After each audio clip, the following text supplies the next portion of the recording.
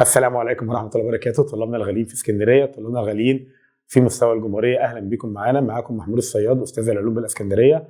هنراجع النهارده مع بعض إن شاء الله الفيزياء. استنونا في باقي المراجعات على منصة الأصدقاء والواحة التعليمية.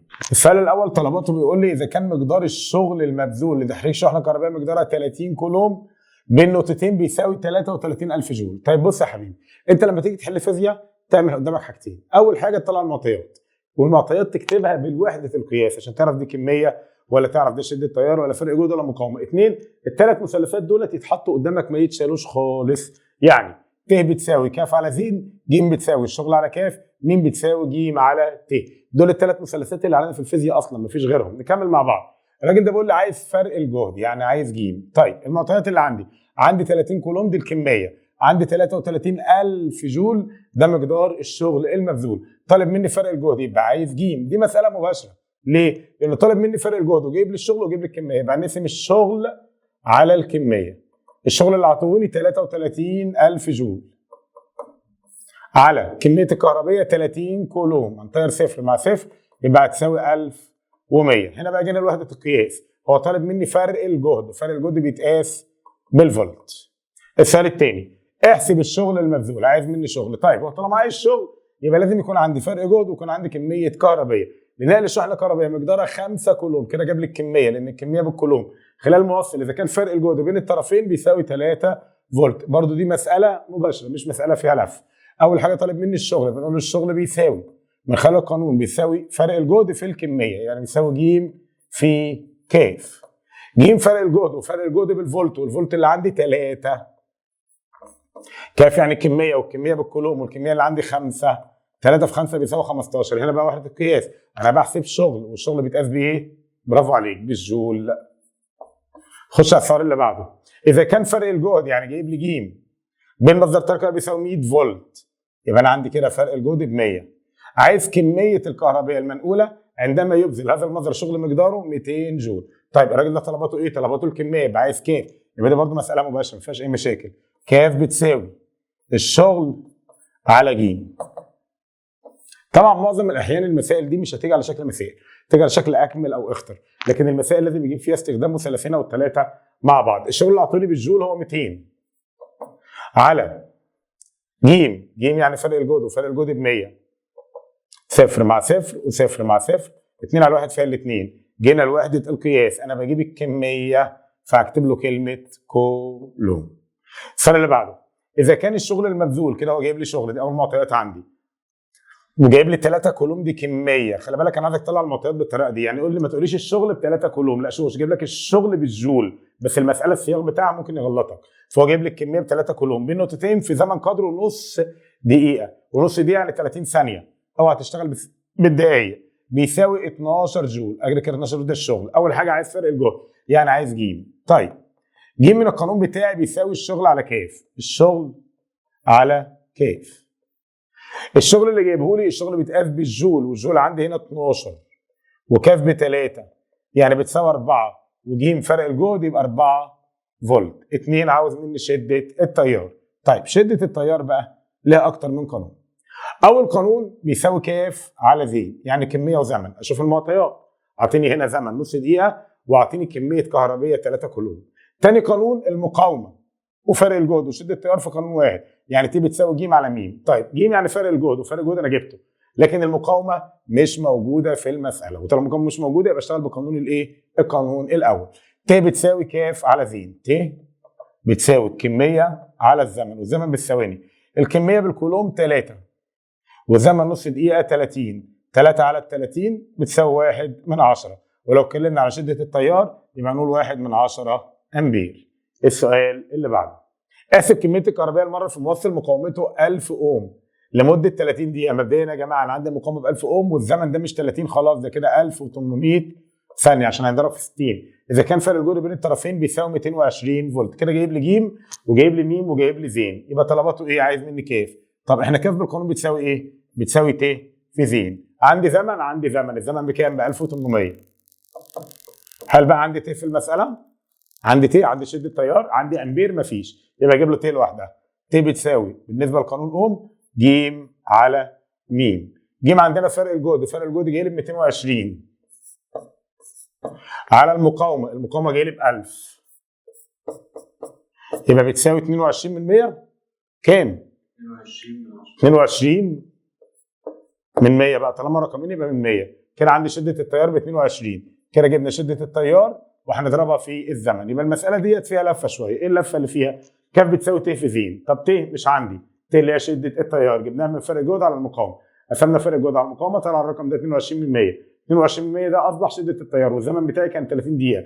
ال 30 دقيقه مش هينفع اشتغل بيها، فضربتها في 60 عشان تبقى 1800. كده هضرب 22 من 100 في 1800 396. المساعد بتاعك لما يكون معاه الاله الحاسبه خليك معاه صح. طبعا هكتب له هنا كولوم علشان دي كميه. السؤال اللي بعده عايز يحسب مني المقاومه، يبقى عايز مين؟ جايب لي شده التيار ب 2 امبير، كده جايب لي ت. عندما يكون الشغل كل المبذول لنقل 100 كولوم دي الكميه، هو 300 جول ده الشغل. طب دي مساله جميله خالص. المقاومه بتساوي فرق الجهد على شده التيار.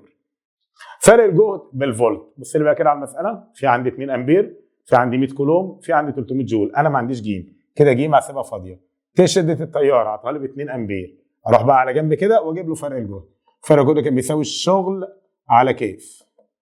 الشغل بالجول، والجول عندي 300 والكميه ب 100 كولوم. 300 على ال 100 فيها 3 فولت.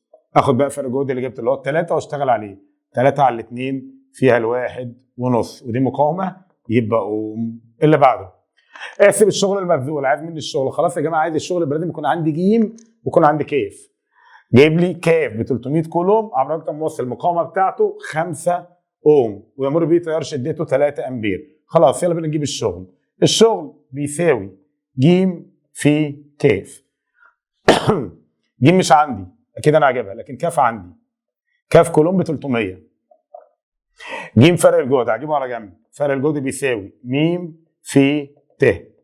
م مقاومه ب5. شده التيار بكام امبير؟ ب3. ال3 في 5 ب15 فولت. كده جبت جيم عشان اشتغل بيها. بقت المساله عباره عن 15 في 300. هتحسب ولا اجيب حد يحسب؟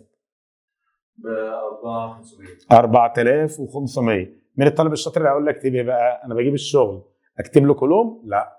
اكتب له امبير؟ لا. اكتب له فولت؟ لا. اكتب له ايه؟ برافو عليك، اكتب له جول.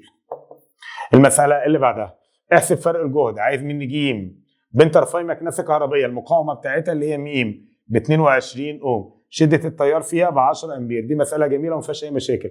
هو عايز مني جيم، وجيم مساله مباشره لان جيم بتساوي م في ت. م مقاومه ب 22 في شده التيار ب 10. ضربنا ال 22 في 10 طلعت ب 220، وهو عايز فرق الجهد يبقى 220 فولت. السؤال اللي بعده بذل شغل مقداره 1000 جول نقل كميه من الكهرباء مقدارها 100 كولوم في موصل ما خلال زمن قدره 20 ثانيه. مبدئيا كده يا جماعه الزمن ما عنديش فيه تحويلات خالص، وجايب لي شغل وجايب لي كميه كهربائيه وعايز مني شده التيار. طب يلا بينا. شده بتساوي كاف على زين. كاف كميه والكميه ب 100، زين زمن والزمن ب 20. 100 على 20 فيها ال5. مين يقول لك اكتب ايه بقى؟ برافو عليك، اكتب امبير عشان دي شده التيار. اللي بعده عايز مني المقاومه. المقاومه بتساوي ج على ت. من الواضح جدا ان ت انت لسه جايبها ب5. هل بقى المساله فيها ج؟ ج بالفولت، عندي 100 كولوم، عندي زمن 20 ثانيه، عندي 1000 جول. كده ما عنديش ج، لازم اجيب ج على جنب. يلا بينا نجيبه ج مع بعض. ج بتساوي الشغل على كيف. الشغل ب 1000 جول. كاف كميه ب 100 كولوم. هنطير الصفر مع الصفر والصفر مع الصفر، بقت 10 على الواحد فيها ال10. وعشان ده فرق جهد فهكتب له 10 فولت. خد لي بقى ال10 اللي انت جبتها ديت اشتغل بيها هناك. فرق جهد هيبقى 10، يبقى المقاومه بتساوي 10 على 5 فيها ال2. مين يقول لك اكتب 2 ايه؟ برافو عليك، 2 اوم. نخش على السؤال اللي بعده. يلا بينا. نحط المثلثات برضو قدامنا. طول ما انت شغال كده المثلثات دي ما تسيبهاش من ايديك خالص. المثلثات ديت هي ايديك ورجلك. يلا بينا. اول مثلث هنفتكر بيه الشغل اهو. ت بتساوي كاف على زين. الطالب الشاطر اللي ما ينساش الكلام ده، الشغل على كاف والمقاومه بتساوي فرق الجهد على شده التيار. السؤال 16. مرت كميه من الكهرباء مقدارها 5400 كولوم في موصل مقاومته 30 اوم خلال زمن 5 دقائق، خلاص مين اللي هيتغير؟ ها؟ قول. برافو عليك، الزمن. هنضرب 5 في 60 يطلع ب 300 ثانيه. اول طلب له عايز فرق الجهد. طيب انا جيم عندي لها كام قانون؟ ليها 2. يا اما تقول لي الشغل على كيف، يا اما تقول لي ميم في ت حسب المعطيات. ميم مقاومه، عندي المقاومه ايه؟ ت شده التيار، مش عندي. من الواضح قوي ان انا هجيب شده التيار يا جماعه. يبقى جيم اللي هو عايزها بتساوي ميم في ت. ت شده التيار عطاني، هل انت شايف شده التيار؟ هل شايف كلمه امبير؟ انا مش شايف كلمه امبير. المقاومه عطاني ب 30 في ت شده التيار. ها؟ فين شده التيار؟ مفيش. هنروح للقانون. ت بتساوي كاف على زين، على جنب كده لوحدها.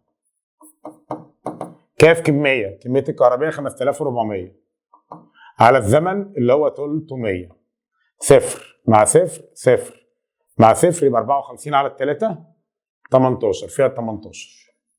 نضرب بقى يا جماعه كده بالراحه. ميم مقاومه ب 30 اوم في شده تيار 18 هتساوي 540. مين يقول لك اكتب ايه بقى لو انت شاطر؟ انت بتجيب ايه؟ بتجيب فرق الجهد، يبقى نكتب له 540 فولت. برافو عليك. اللي بعده موصل المقاومه بتاعته 22 اوم، كميه الكهربائيه اللي داخله فيه في الثانيه الواحده بتساوي 10 كولوم. الكلام ده انا عايز اللي هو الزمن، عايز مني فرق الجهد. طب فرق الجهد اللي هو جيم جيم في القانون يا اما بتساوي الشغل على كاف يا اما بتساوي ميم في ت. شوف بقى المعطيات اللي عندي، جايب لي المقاومه ايه؟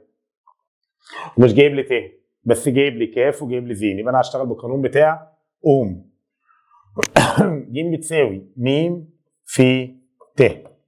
ميم مقاومه، المقاومه عندنا في المساله ب 22 اوم. ت شده تيار، ما عنديش شده تيار، يلا نجيبها من فوق. ت بتساوي كاف على زين.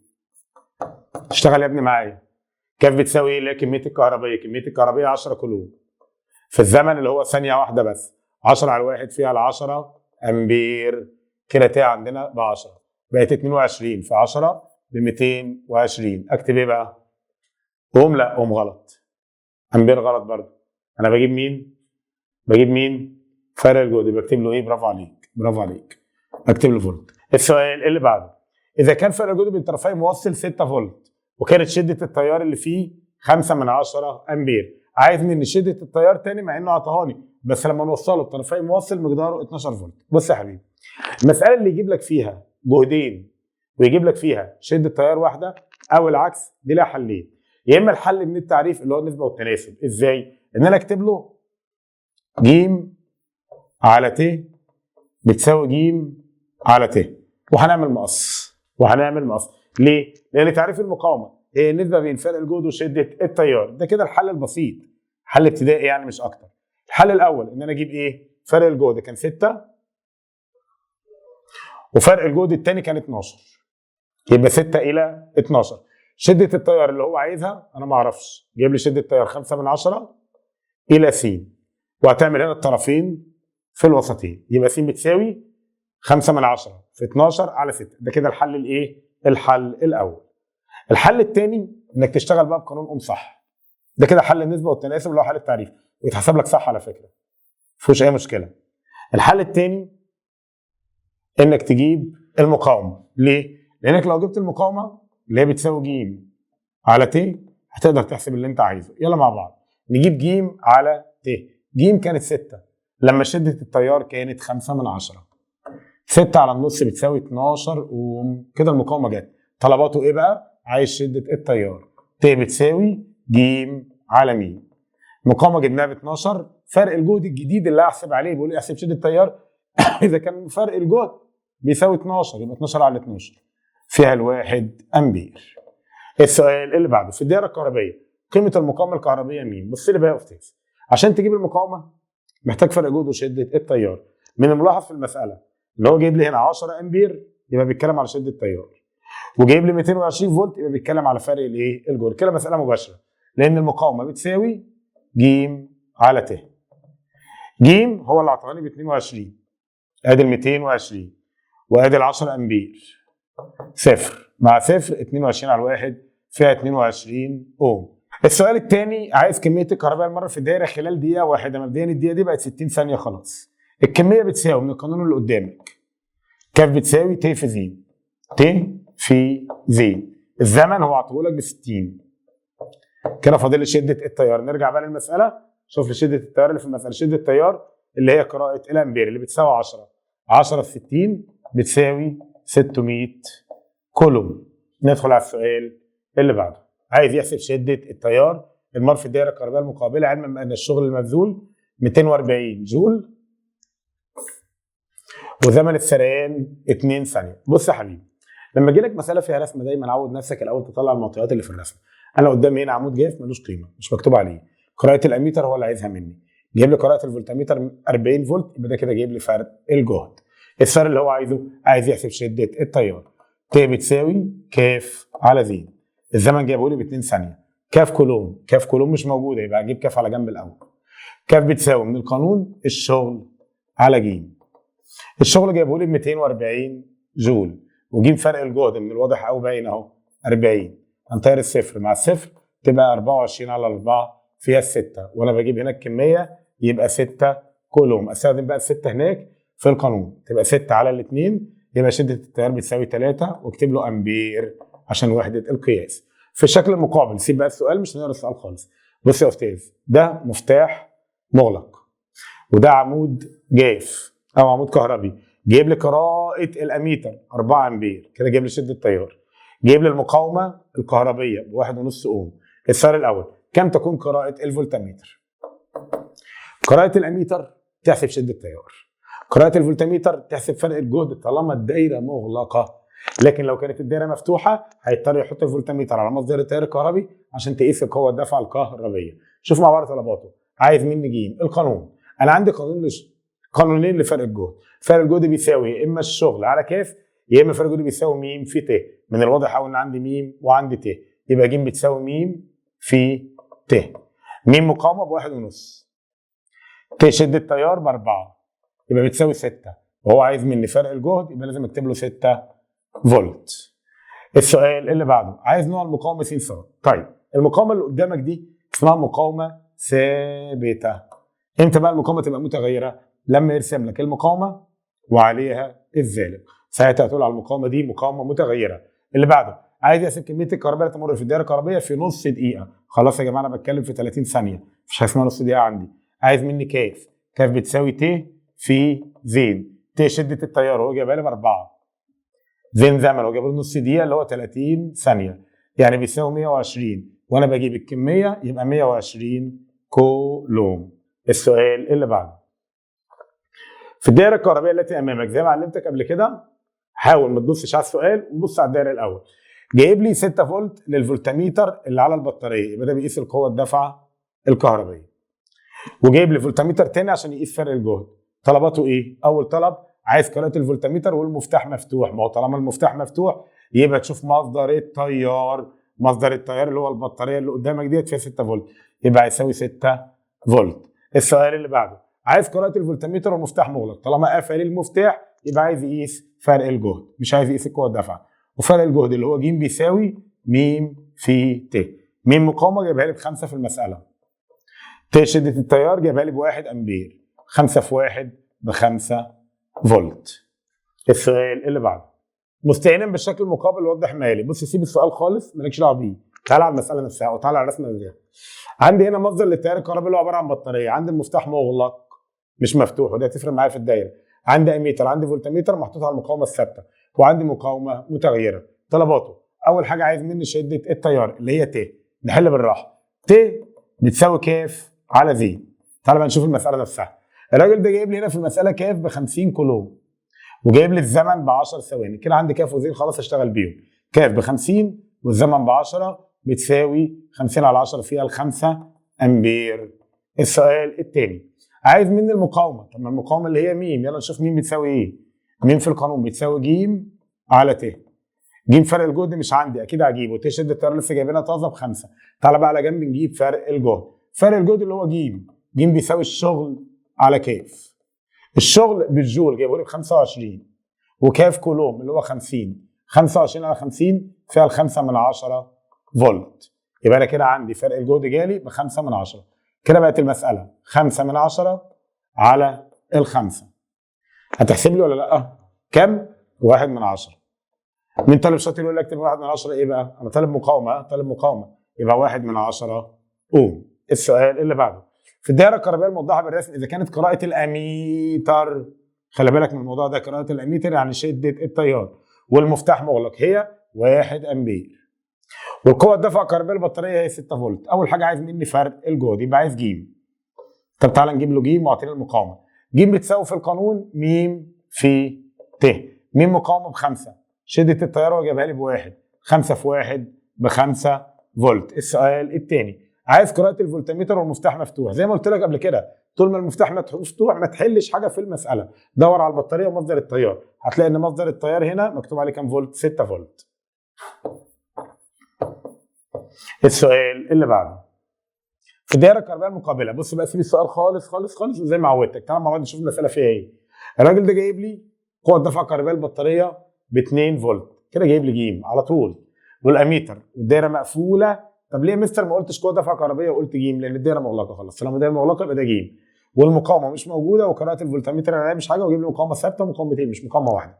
طلباته اول حاجه بقول لو كانت كميه الكهرباء المره في زمن قدره 60 ثانيه، ده الزمن، هي 30 كولوم، دي الكميه. اول حاجه عايز قراءه الاميتر. طب انا قلت لك قبل كده ان قراءه الاميتر يعني شده التيار، شده التيار بتساوي كاف على زين. يلا مع بعض الاثنين عندي، كاف كميه ب 30 وزين زمن ب 60، يبقى 30 على 60 بتساوي 5 من 10 امبير. ومحدش ناقص وحدات القياس يا جماعه، وحدات القياس محدش لخبط فيها. ب عايز مني المقاومه للسلك م. يلا مع بعض نشوف المقاومه. م بتساوي في القانون ج على ت. ت انت لسه جايبها طازه ب5 من 10. ج فرق الجهد. طيب نقف بقى هنا. ليه يا صياد قلت فرق جهد مع ان ده محطوط على البطاريه؟ عشان الدايره ايه؟ مغلقه. طول ما الدايره مغلقه ده مش هيبقى قوه دفع، هيبقى فرق جهد اللي هي ب2، فهتبقى 2 على نص فيها ال4، وعايز مقاومه يبقى 4 اوم. السؤال اللي بعده اوجد القوه الدفع الكهربيه للبطاريه. طيب بص يا حبيبي، احنا نتفق مع بعض وقول معايا واحفظها. عالتوالي نحسبهم كلهم، عالتوازي واحد منهم، شوف بقى اللي قدامنا اهو تاني، عالتوازي واحد بس منهم، عالتوالي نحسبهم كلهم. يعني بمعنى اصح سيب الرسمه خالص واشتغل معايا. انا اشتغلت هنا عمود، وهنا عمود، وهنا عمود، ادي 3 اعمده بالمنظر ده. شوف يا حبيبي الاقطاب اللي جايه ورا بعضها. العمود الاولاني اخره قطب موجب، جاي على القطب السالب، دي كده اسمها توالي.